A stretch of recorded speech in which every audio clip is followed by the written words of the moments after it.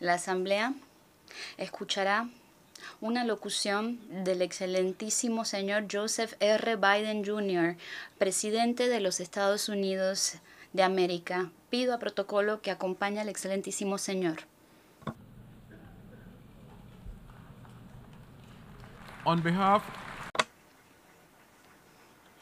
En nombre de la Asamblea General, tengo el honor de dar la bienvenida al excelentísimo señor Joseph R. Biden Jr., presidente de los Estados Unidos de América, y lo invito a dirigirse a la Asamblea. Señor presidente, señor secretario general, colegas líderes, hace una semana más o menos, yo estaba en el otro lado del mundo, en Vietnam, en un lugar que quedó ensangrentado por la guerra. Y me reuní con un pequeño grupo de veteranos estadounidenses y vietnamitas y observé cómo intercambiaron pertenencias personales de la guerra, tarjetas de identificación y un diario. Fue muy conmovedor ver la reacción de estos soldados vietnamitas y estadounidenses. Fue la culminación de 50 años de un trabajo arduo de ambos bandos para abordar el legado doloroso de la guerra y elegir trabajar juntos por la paz y un futuro mejor. Nada sobre esa travesía era inevitable, nada se podía dar por sentado. Durante decenios hubiera sido impensable que un presidente estadounidense viajara a Hanoi y junto con un líder vietnamita anunciara un compromiso mutuo con el nivel más alto de asociación que pueda haber entre dos países. Y es un recordatorio poderoso de que nuestra historia no tiene que determinar el porvenir. Con el liderazgo concertado y con esfuerzos cuidadosos, los adversarios pueden convertirse en socios. Los retos que parecen abrumadores se pueden solucionar y las heridas profundas pueden sanar. Entonces, jamás olvidemos eso. Cuando decidimos unirnos y reconocer la esperanza común que une a la humanidad, tenemos entre nuestras manos el poder de mover ese arco de la historia. Colegas, líderes, nos reunimos nuevamente en un punto de inflexión en la historia mundial. Los ojos del mundo nos miran, los miran ustedes. Como presidente de los Estados Unidos, entiendo el deber que tiene mi país de liderar, de ser líderes en este momento crítico, de trabajar con países en todas las regiones, de vincularlos y unirnos en pro de una causa común, de unirnos junto con nuestros asociados que comparten una visión común sobre el futuro del mundo, en donde nuestros hijos no pasen hambre y en donde todos tengan acceso a una salud de calidad, en donde los trabajadores se sientan empoderados y en donde se protege el medio ambiente, en donde los empresarios y los innovadores de todas partes del mundo puedan tener acceso a las oportunidades en cualquier parte del mundo, en donde los conflictos se solucionen de manera pacífica y los países puedan trazar su propio destino. Los Estados Unidos buscan un mundo más seguro, próspero y equitativo para todos los pueblos, porque sabemos que nuestro futuro está unido al de ustedes. Nosotros sabemos que nuestro futuro está unido al suyo. Y ningún país puede solucionar los retos de hoy en día solo. Las generaciones que nos precedieron organizaron este órgano, las Naciones Unidas, y construyeron instituciones financieras internacionales y organismos multilaterales regionales para enfrentar los retos de su época. Y no siempre fue perfecto, pero trabajando juntos, el mundo pudo avanzar de manera innegable y pudo mejorar las vidas de todos nuestros pueblos. Evitamos la renovación de conflictos mundiales y sacamos a más de 1.000 millones de personas de la pobreza extrema. Ampliamos juntos el acceso a la educación para millones de niños.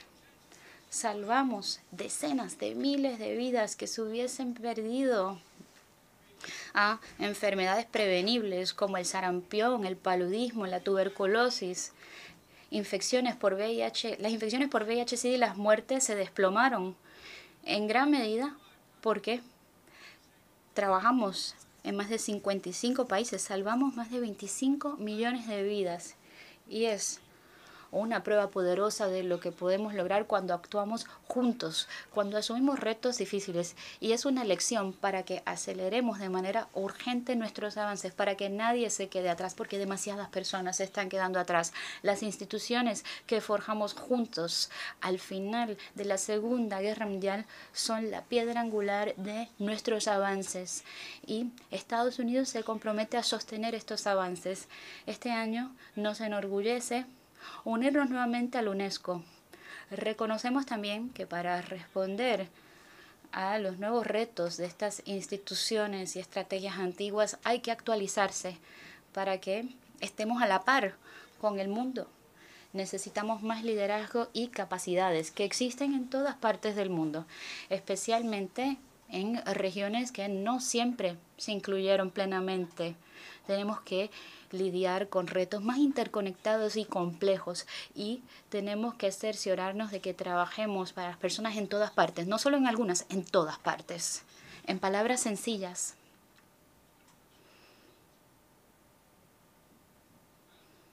necesitamos resultados para el siglo XXI desesperadamente para poder avanzar. Y eso empieza aquí mismo, en esta sala, empieza por las Naciones Unidas.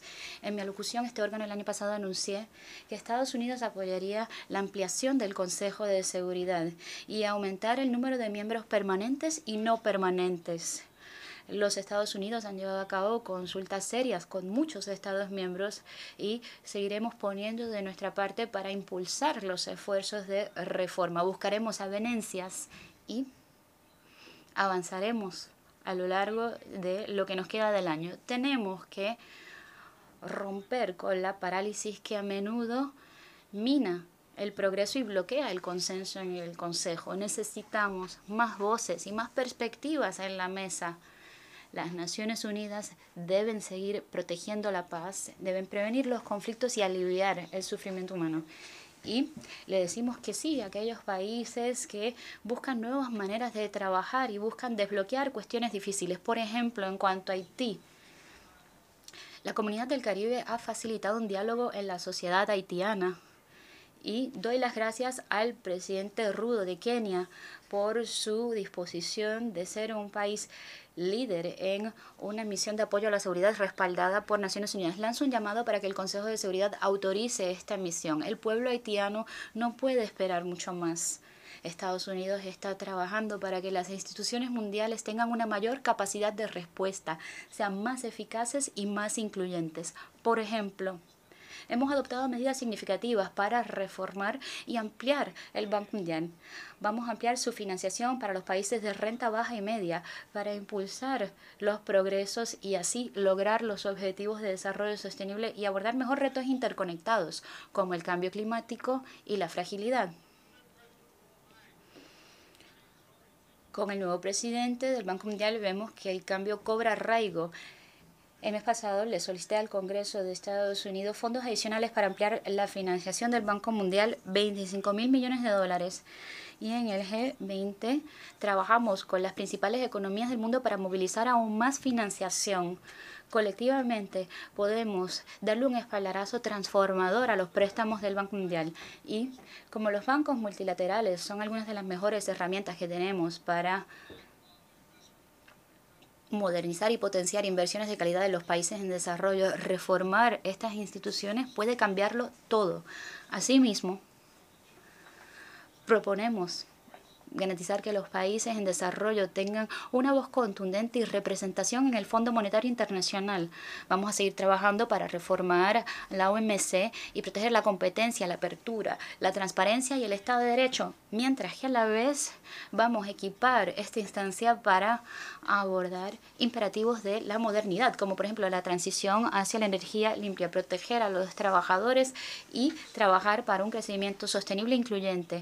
Este mes fortalecimos el G20 como un foro vital. Le dimos la bienvenida a la Unión Africana en calidad de miembro permanente. Actualizar y fortalecer nuestras instituciones solamente es la mitad del panorama. Debemos forjar nuevas alianzas, enfrentar nuevos retos. Las tecnologías emergentes como la inteligencia artificial tienen un gran potencial, pero representan también un gran peligro. Necesitamos estar seguros de que utilicemos estas herramientas como oportunidades, no como armas de opresión.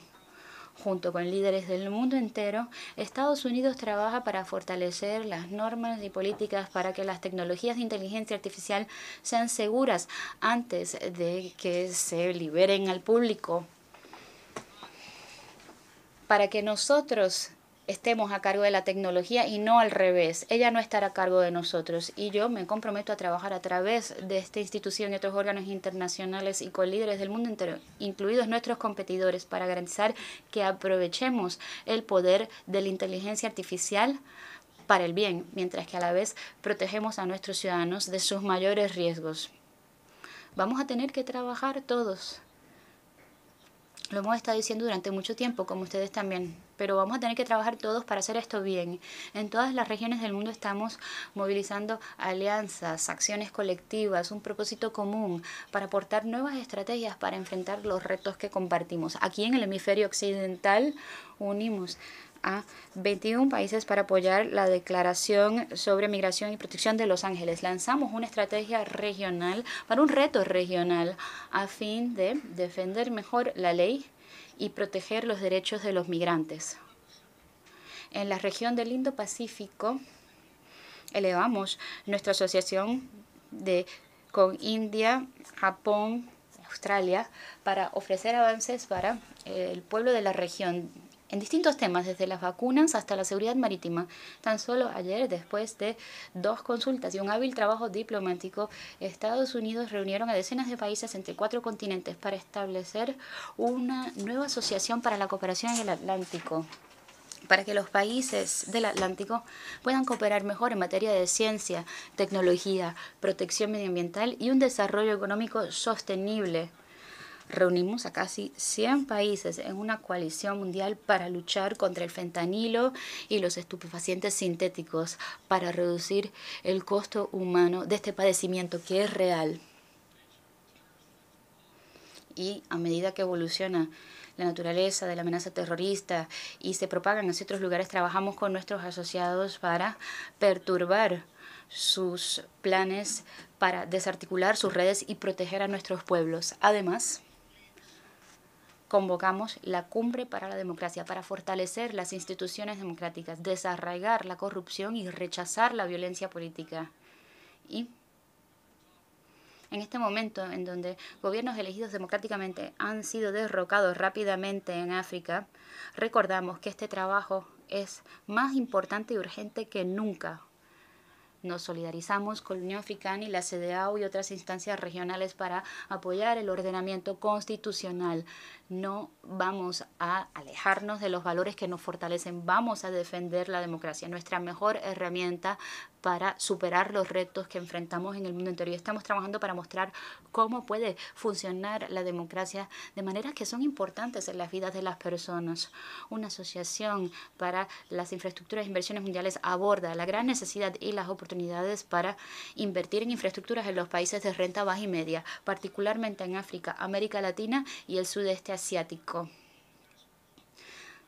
Vamos a hacer inversiones estratégicas y así conseguir una cantidad ingente de financiación del sector privado. El G7 se ha comprometido a trabajar con las partes para movilizar 600.000 millones de dólares en financiación para las infraestructuras para 2027. Estados Unidos ya ha movilizado más de 30.000 millones hasta la fecha. Estamos creando una carrera hacia la cúspide, con proyectos, con una normativa y protecciones laborales robustas, protección intelectual y protección medioambiental. Y evitamos la trampa de la deuda insostenible. Nos estamos centrando en los corredores económicos que van a optimizar el impacto de estas inversiones colectivas y van a generar resultados consecuentes en múltiples países y sectores. Por ejemplo, un corredor en África, desde el puerto occidental de Angola, pasando por la RDC y Zambia. Vamos a impulsar la conectividad y la seguridad alimentaria en África. También hay otro empeño que anunciamos en el G20, que va a conectar India con Europa mediante Jordania, Israel y Arabia Saudita para espolear las oportunidades en 2 continentes. Es parte de nuestro empeño para crear un Oriente Medio más sostenible y demuestra la normalización de las relaciones de Israel con sus vecinos, que puede tener efectos prácticos, incluso si seguimos trabajando de forma infatigable para conseguir una paz sostenible entre los israelíes y los palestinos, 2 estados para 2 pueblos. Pero quiero dejar algo muy claro. Estas alianzas no tratan de limitar a nadie, son parte de una visión para un futuro común. En el caso de China, quiero dejar muy claro algo que he repetido. Queremos gestionar de forma responsable la competencia entre nuestros países para que no se incline y no pase a un conflicto. Queremos eliminar el riesgo y no desvincularnos de China.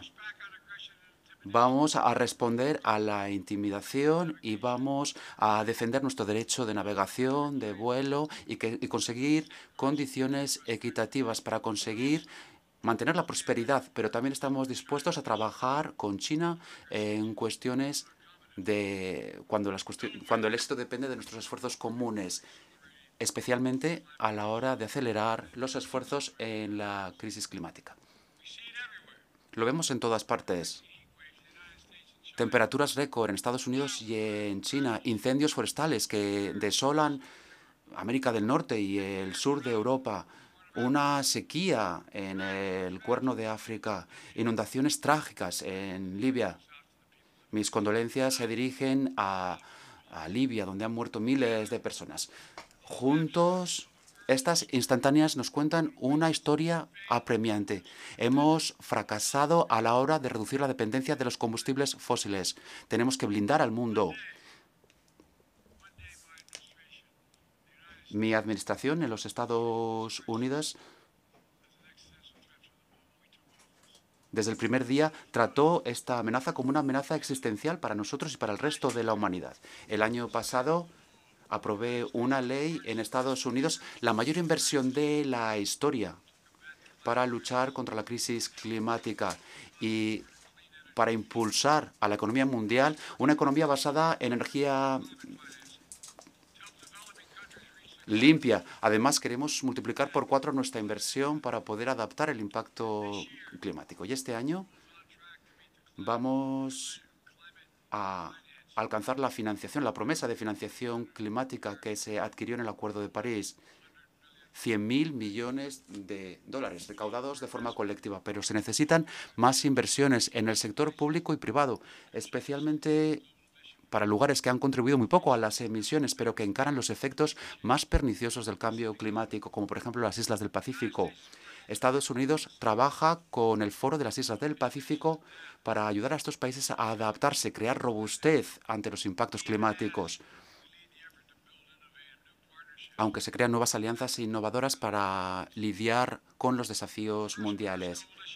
Desde la coalición de los principales actores que ha movilizado a miles de millones en el sector público y privado para crear una demanda de productos verdes en sectores como el hormigón, el transporte, la aviación. La misión de innovación agrícola para el clima, que está haciendo que los agricultores participen en la solución y que hagan que la cadena de suministro sea más resiliente a las sacudidas climáticas. Y también la promesa que más de 150 países que hace que nuestra orientación se centre en el metano, además de en los gases de efecto invernadero, reduciendo en un 30% las emisiones durante este decenio. Todo eso es posible. Tenemos que mostrar el mismo compromiso y ambición para poder alcanzar los objetivos de desarrollo sostenible hasta 2030. Estos objetivos se adoptaron en las Naciones Unidas en 2015 como hoja de ruta para mejorar las vidas de las personas del mundo. Pero lo cierto es que tras decenios de avance, el mundo ha desacelerado los avances y la COVID-19, los conflictos y otras crisis han causado una desaceleración. Nosotros vamos a aportar nuestra contribución para volver a la senda del avance. Durante los 2 primeros años de mi administración, Estados Unidos invirtió más de 100.000 millones de dólares para conseguir un avance en el desarrollo e impulsar la seguridad alimentaria, ampliando el acceso a la educación en todo el mundo, fortaleciendo los sistemas sanitarios y luchando contra las enfermedades. Y queremos movilizar miles de millones más en el sector privado, pero para acelerar nuestros avances en los ODS, Todos tenemos que aportar una mayor contribución. Tenemos que crear nuevas alianzas y cambiar la forma en la que abordamos para apalancar billones para el desarrollo.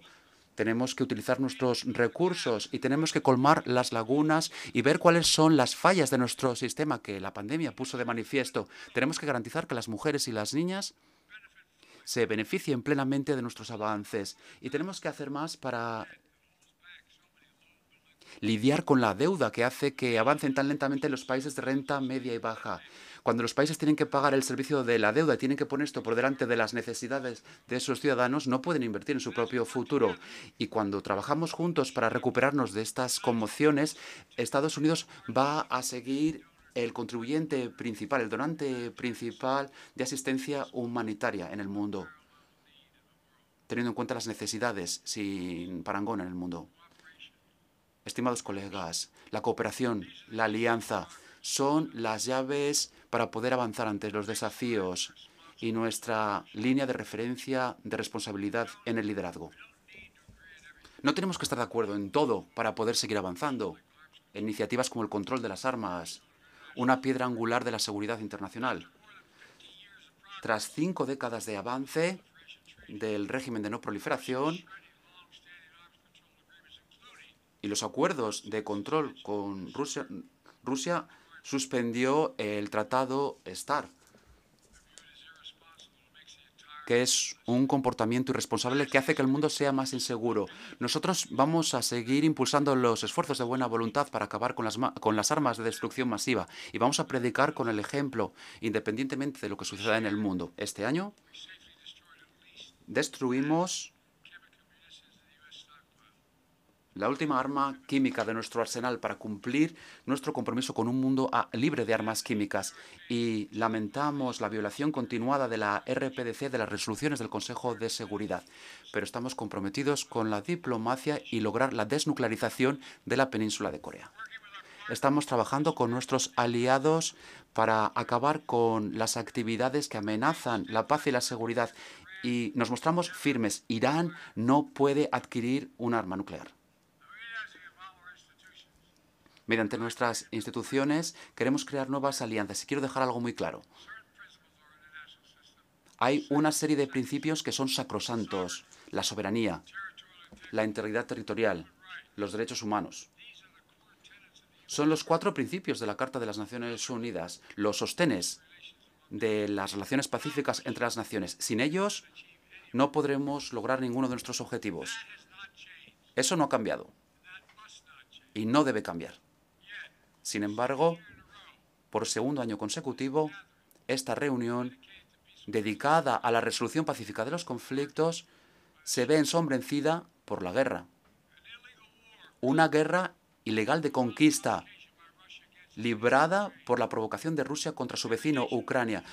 Estados Unidos quiere que esta guerra termine, como el resto de las naciones. Y Ucrania es el país que más quiere que termine y por eso apoyamos enérgicamente a Ucrania en sus esfuerzos para conseguir una resolución pacífica, para conseguir una paz duradera y justa. Rusia es la única responsable de esta guerra. Rusia es la única que puede terminar inmediatamente esta guerra. Y Rusia es la única que representa un obstáculo a la paz. Porque el precio es la rendición de Ucrania, el territorio de Ucrania y los niños de Ucrania. Ese es el precio que impone Rusia. Rusia piensa que el mundo se va a aburrir y va a permitir que se ataque a Ucrania sin consecuencias. Pero yo digo lo siguiente.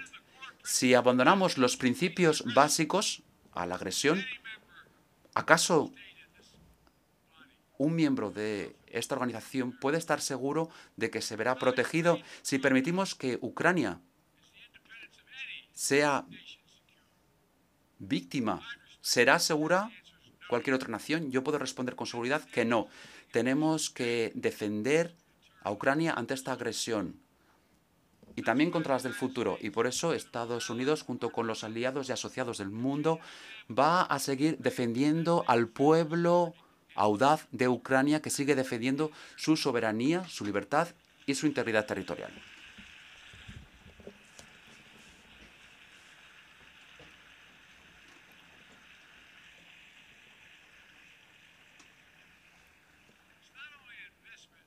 no es únicamente una inversión en el futuro de Ucrania, sino en el futuro de todos los países. Un mundo basado en una serie de normas que se apliquen a todas las naciones y respetar los derechos de todas las naciones, independientemente de su tamaño. La soberanía, la integridad territorial, son los cimientos mismos de este órgano loable. Los derechos humanos son la estrella que nos guía y no podemos sacrificarlos. Hace 75 años se aprobó la Declaración Universal de los Derechos Humanos, que reflejaba un acto colectivo de esperanza colectiva, redactada por un comité que representaba diferentes filosofías, regiones y religiones, y adoptado luego aquí en la Asamblea General. Los derechos consagrados en la Declaración son básicos y duraderos. Y si bien seguimos luchando por que se respeten los derechos inalienables de todos, siguen siendo firmes y ciertos. No podemos hacer la vista gorda a los abusos en Xi'an, Teherán, Darfur o en cualquier otro lugar. Tenemos que seguir trabajando para garantizar que las mujeres y las niñas puedan gozar de derechos iguales y de participación equitativa en la ciudad. Que los pueblos religiosos, las minorías, las personas con discapacidad no vean asfixiado su potencial debido a la discriminación sistémica. Y que la comunidad LGTBIQ más no se vea enjuiciada o que se convierta en blanco de la violencia por lo que son. Estos derechos forman parte de nuestra humanidad compartida. Cuando brillan por su ausencia, estamos fracasando ante todos. Son esenciales para el impulso del progreso humano, que es lo que nos aúna. Compañeros dirigentes, termino diciendo lo siguiente. En este punto de inflexión en la historia, se nos va a juzgar por si estamos a la altura de las promesas que adquirimos con nosotros mismos, los unos con los otros, con los más vulnerables, y ante aquellos a los que vamos a legar el mundo que creamos. ¿Encontraremos dentro de nosotros, acaso, el valor de hacer lo que hay que hacer para preservar el planeta, proteger la dignidad humana, dar una oportunidad para las personas de todo el mundo y defender los principios de las Naciones Unidas? La respuesta a esa pregunta es: debemos hacerlo y lo haremos. El camino es duro y largo, pero si perseveramos, si mantenemos la fe y demostramos que es posible, hagamos este trabajo juntos, consigamos un avance para todos, hagamos que se doblegue el arco de la historia por el bien de la humanidad. Está en nuestro poder hacerlo. Muchísimas gracias por su atención.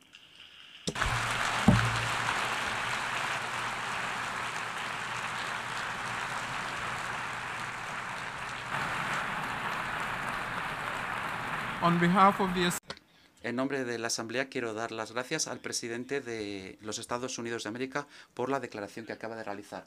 Solicito a protocolo que acompañe a su excelencia.